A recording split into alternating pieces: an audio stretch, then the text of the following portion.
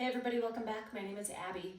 I'm with Fitness is Medicine. Today we're going to do another great workout you can do in your home. A full body strength workout with minimal equipment that you have in your home, minimal space, and an easy to follow directions. Come into these workouts warmed up and ready to move. 5 to 10 minutes of a cardio workout. Get your heart rate up a little bit, get your muscles and joints warmed up and ready for movement, and your mindset ready for movement. Okay, today we're going to need like a small ball or maybe a pillow. I've got a kettlebell, or if you want to, you could also use a dumbbell or no weights. That can be something that's up to you. Band that's in a higher position, we're going to push down on that, and then a fit ball, and that is it. Okay, today we're going to start with some push-ups. So remember, there are lots of different ways to do these, to level them up and down. You can start on your kitchen counter, against a wall, maybe use your treadmill, different things like that. You could use a bench as a little bit lower, and then finally the floor. So today I want to go over doing push-ups on your knees. So this can be really challenging for people to do correctly, and then there's also sort of a stigma that it's, not okay to do them on your knees, but it's actually really fine to do them on your knees. The only thing you're doing is shortening the lever.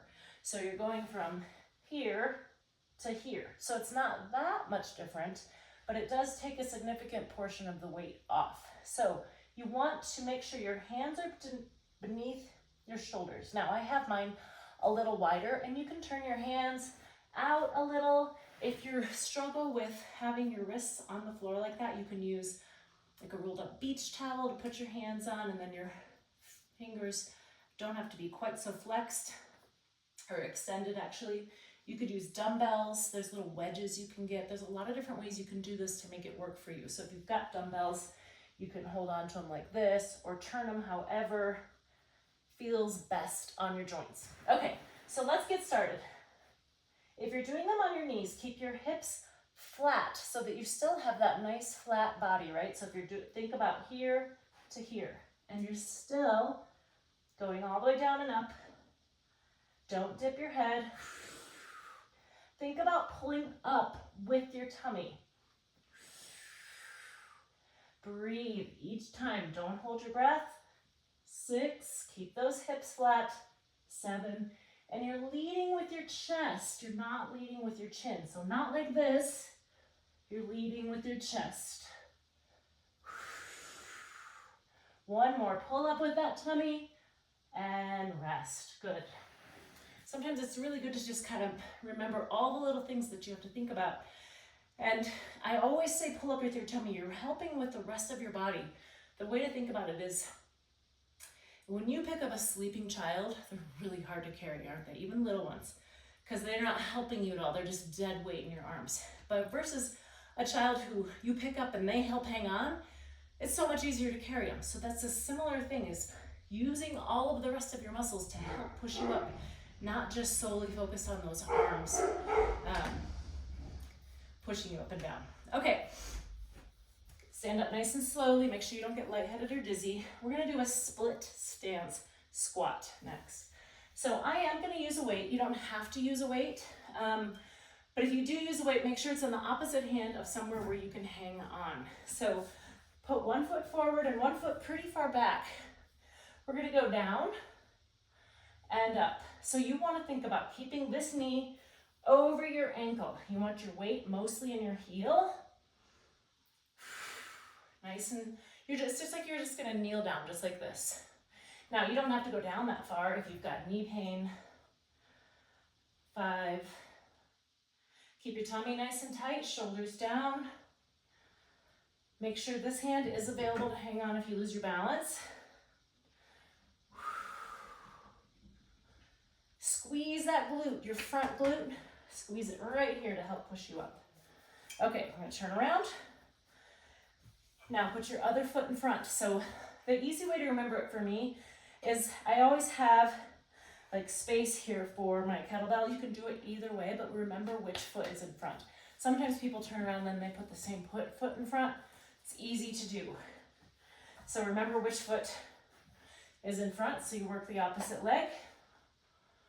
Remember, you're keeping this knee over your ankle. You want to look down and be able to see your toes. Weight in your heel. Keep breathing. Squeeze that front glute as you push yourself up. And 10. All right. Okay. Next, we're going to come over here to the band that I have set up in the higher position. And we're going to do triceps extension. So bring those shoulders down and back. I'm going to do it in a tandem stance. You don't have to, but it's always good to challenge your balance if you can. Bring your elbows to your sides and you're going to stick them right in your sides. Shoulders down. You're going to press down and then come back up. But your elbows stay put right next to your rib cage. It's really common to bring your elbows here and then down, and it's not going to hurt you, but you're not isolating your triceps that way. You're using your lats a little bit more. Control it both directions. 7. Make sure you're bringing that all the way down by your hips. 9 and 10. All right, good. Okay, now we're gonna do a little balance challenge. I'm gonna have you stand on one foot, and you can do this next to something so that you've got something to hang on to if you need to, right? You always wanna have that kind of safety net, either the kitchen counter or, you know, sturdy machine like this, or even a wall can be helpful. We're gonna kind of kick forward and kick back. So your goal, you're kind of shifting your weight a little bit. So when you're doing balance, think about contracting your core. That connects everything, right? Your core is all in through here. What connects your lower body to your upper body. It's not just your tummy. Use that core to help stabilize you when you're doing balance exercises and when you're doing really all of your exercises, but it will really help you when you're focusing on these. Okay, switch legs. Remember, we've got something here if we need it. Forward, back. You're trying to maintain everything here as stable. Really strong through this hip here as you're doing this. This is also a hip stabilizer standing on one foot because you're really working hard. This whole leg is working really hard to stabilize you while you transfer that leg forward and back. Try to keep looking forward. You can find a spot to focus on. Try not to look down at your feet.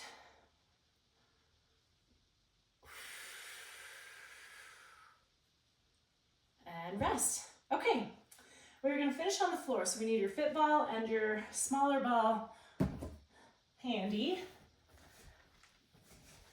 We're gonna put your feet up on the ball.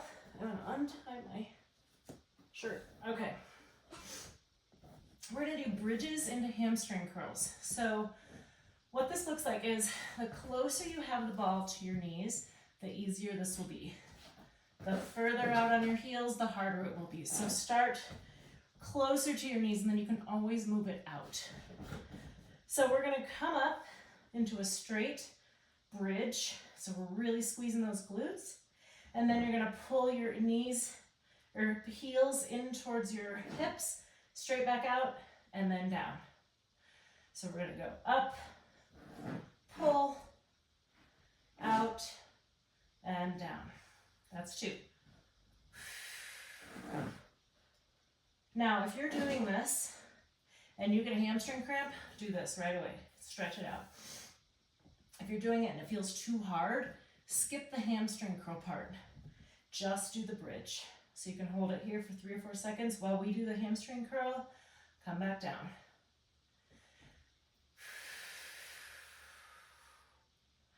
And come back down. Now if you want to try it again, up, curl, back, and down.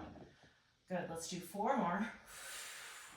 Either way, you can either hold that bridge or try that hamstring curl.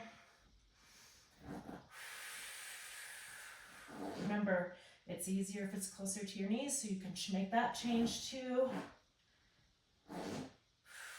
One more. Curl, out, and down. All right, good. Okay, we're gonna stay on the floor here, so I'm gonna kick my ball over there. And we're going to do a ball pass. So between your hands and your knees. Now, here's another one that's really important, to flatten that back and hold that. So we're gonna start with the ball overhead, knees bent. You're gonna bring your knees towards your hands, transfer the ball to your knees, and then do the same thing. So your knees and your hands are gonna do the same thing each time. You're just transferring where the ball is. So right here is the hardest part, because this is where your abs are really working, and you're really trying to keep that back nice and flat. Now, by keeping your knees bent, this will be a lot easier and easier on your back. So if you're struggling here, keep your knees bent. Now, if you want a little more, you can straighten those knees out. And what that does is it lengthens that lever. Now, don't do that if you have any back pain, or if you just can't hold that flat back. You can kind of alternate too, if that feels okay. Kind of tailor it to how your body is responding.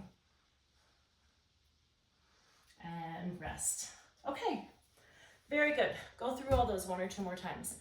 Add a little cardio, get that heart rate up, keep that calorie burn going, follow with good cool down and stretches. If you have any questions or need any modifications, please feel free to reach out privately or leave a message in the comments. Otherwise, have a great workout, and we'll see you next time. Thanks, everybody.